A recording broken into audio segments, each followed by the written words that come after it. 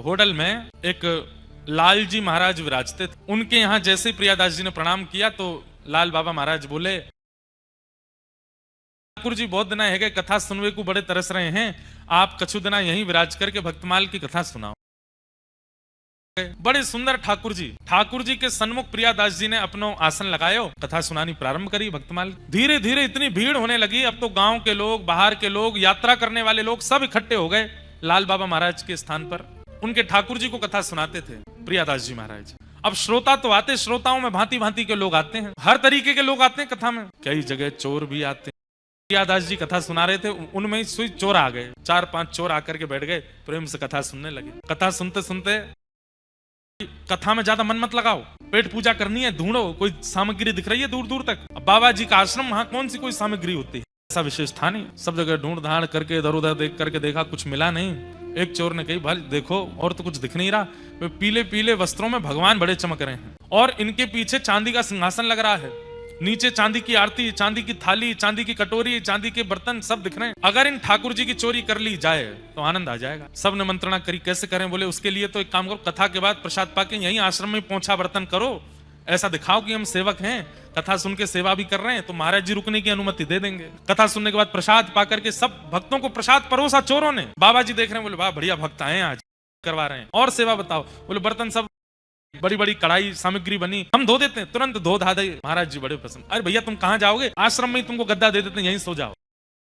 चारों चोर वहीं सो गए। रात में जैसे ही सब गहरी निद्रा में सोए, चारों चोर उठे, बोलना सब उनको आता है, गर्भगृह में प्रवेश कर गए। गर्भगृह में प्रवेश करके सबसे पहले तो बोरी में सारे बर्तन रखे, लोटा रख, सारे सामान रखते जा रहे हैं। फिर कोई नई वस्तु दिख जाए उसको धर लें, ठाकुर जी उठा के नीचे धर दिए, सिंहासन भी धर लिया बोरी में।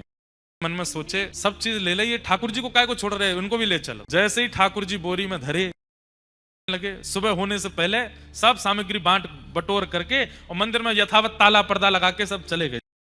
ध्यान करके जैसे ही मंदिर में गए, ताला खोल के पर्दा खोला, सब साफ, कुछ भी नहीं वहां। तो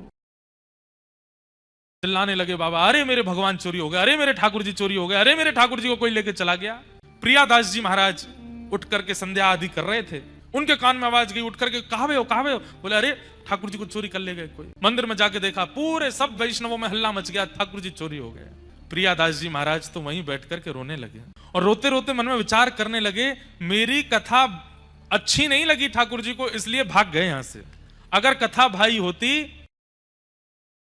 चोर की क्या सामर्थ्य जो ठाकुर जी को लेकर चला जाए। ठाकुर जी को कथा इतनी चुभ रही थी कि अपने आप चोरों को बुला के उनके संग बैठ के चले गए ठाकुर जी। मेरी कथा के कारण हुआ। और एकांत में कहीं जाकर के अपना जो उनका ठिकाना था वहां पहुंच गए।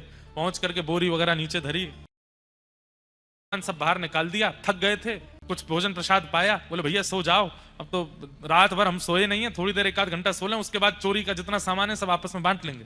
चारों चोर जैसे ही सोए, नींद आते ही जिन ठाकुर जी को चोरी करके ले गए वो तुरंत इनके स्वप्न में, चारों के स्वप्न में एक साथ प्रकट हुए और प्रकट होकर के बिल्कुल क्रोध में भर के देखने लगे। ये चारों अपने ही स्वप्न में थर थर कांपे। बोले आप कौन? बोरी में बांध के लाए हो, बोरी में धर के लाए हो, मैं वही हूं।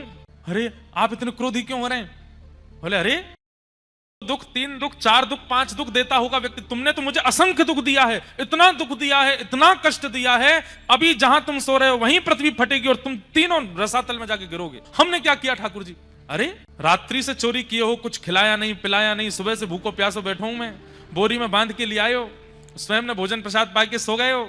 और भोजन प्रसाद तो बहुत दूर की बात रही, वहां में प्रेम से कथा सुनना था। 7 दिन से इतनी बढ़िया लीला चरित्र भक्तों की सुना रहे थे श्री प्रियादास जी महाराज, और तुम लोग वहां से मुझे लिया है। अभी मध्याह्न का समय हुआ है, कथा प्रारंभ होने में 2 घंटे बचे हैं, जो समय से कथा शुरू होती है। मैं तुम्हें कह रहा हूं कि तुम सोच नहीं पाओगे इतना बुरा करूंगा तुम चारों के साथ में। अभी इसी वक्त आ जाओ। हाँ ठाकुर जी हम अभी उठ करके लेके, और सुनो सुनो सुनो, जितना सामान लेके आए हो मंदिर का वो सब भी लेकर के जाना, और कथा छुड़वाई है मेरी तो दंड तो देना पड़ेगा। बोले तो क्या दंड है? बोले जब से तुमने चोरी करी है तब से आज तक जितना सामान तुम्हारे पास है वो सब भी बाबा को भेंट करके आओ, वहां जाके जहां से मुझे उठा के लाए हो। चोर तो तुरंत उठ गए, बोले जान प्यारी है, प्राण निकल जाएंगे। ठाकुर जी तुरंत चरणों में प्रणाम किया, सुंदर पालकी बनाई, पालकी में ठाकुर जी बैठाए। जितना सामान चोरी करके लाए थे वो एक रात में तो 1 बोरी भर के लाए, अब तो 15-20 बोरियां भर ली। क्यों? जितना सामान चोरी किया सब भर लिया।